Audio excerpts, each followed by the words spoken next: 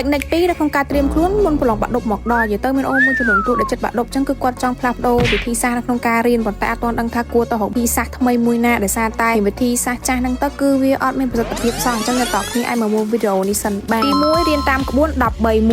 នន័យថាព្យាយាមក្នុងការរំលឹកមេរៀនរយៈពេល10នាទីចប់ហើយចូលដល់លេខ3មានន័យថាព្យាយាមក្នុងការបិទសភៅហើយសរសេរអ្វីដែលអ្នកតោះគ្នាបានចងចាំរយៈពេល3នាទីបន្ទាប់ពីហ្នឹងមកចូលដល់លេខ1មានន័យថា1នាទីនិងអ្នកតោះគ្នាព្យាយាមក្នុងការបើកសភៅពិនិត្យមើលទៅលើចំណុចខ្វះខាតដែលយើងបានឆ្លើយក៏ដូចជាសរសេរហ្នឹងឡើងមកវិញក្នុងនាមជា mentor ម្នាក់សម្រាប់កម្មវិធី CNET Project Cambodia 2026 Whisper of the Heart នាងខ្ញុំមានបេសកកម្មមួយដ៏សំខាន់ដើម្បីចុះទៅបង្រៀនជំនាញដឹកនាំនិងការនិយាយជាសាធារណៈទៅកាន់ពួកគេដើម្បីឲ្យកម្មវិធីនេះដំណើរការកាន់តែរលូនល្អពួកយើងបានបង្កើតកម្មវិធីរយអង្គាសថវិកាមួយដើម្បីជួយទៅដល់បងប្អូនដែលមានពិការភាពនៅវិទ្យាល័យអប់រំពិសេសខេត្តសៀមរាបផងដែរដូច្នេះហើយអ្នកតគ្នាអាចចូលរួមបរិច្ចាគថវិកាទាំងអស់នេះជាមួយនឹងនាងខ្ញុំបានរាល់ថវិកាដែលពួកយើងទទួលបានពួកយើងនឹងយកទៅទិញសម្ភារៈដើម្បីជួយទៅដល់បងប្អូននៅខេត្តសៀមរាបផ្ទាល់តែម្ដងចំណុចទី2គឺការកត់ត្រាកំហុសវាតាក់ទងជាមួយចំណុចទី1មិញគឺយើងត្រូវកត់ត្រាសំណួរដែលយើងបានឆ្លើយខុសមូលហេតុដែលយើងធ្វើខុសហើយមួយវិញទៀតហ្នឹងគឺវិធីក្នុងការដោះស្រាយលំហាត់ធ្វើមកឲ្យបានត្រឹមត្រូវការកត់ត្រាបែបនេះគឺធ្វើឲ្យអ្នកតគ្នាចំណេញពេលខ្លាំងមែនតើនៅពេលដែលយើងបើកមកមើលកំហុសយើងឡើងមកវិញគឺយើងដឹងអញ្ចឹងអ្នកតគ្នាអាចរំលឹកឡើងមកវិញបានជារៀងរាល់អាទិត្យដូចគ្នាដែរអញ្ចឹងខ្ញុំសង្ឃឹមថាអ្នកតគ្នានឹងទទួលបានជោគជ័យនៃការប្រឡងខាងមុខនេះអរគុណ